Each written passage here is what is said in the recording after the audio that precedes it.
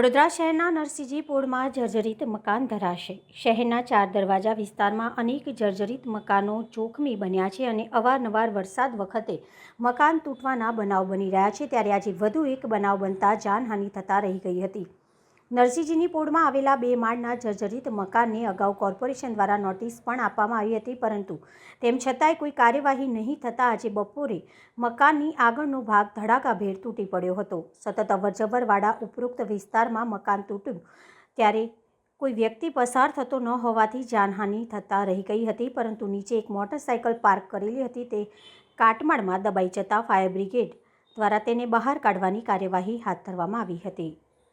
નરસિંહજી MG road નરસિંહજી પોળમાં મકાન 100 વર્ષ જૂનું હતું, તે ધરાશય થયેલું છે અને ઉપર ભાડવાત હતા।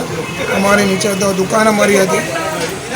ભાડવાતને અમારે બંનેને કોર્પોરેશને નિર્ભયતા શાખાની નોટિસ 3-4 વર્ષ પર આપેલી છે। મકાન અમારું ને ભાડવાતનું સેટિંગ નથી થયું હજુ પૂરું, એટલે એની એ પોઝિશનમાં હતું ને આવા પવન મને વરસાદમાં પડી ગયું છે। કોઈ જાનહાનિ થઈ નથી। આપનો પરિચય? મધુકર અંબાલાલ કંસારા, મકાન માલિક છું।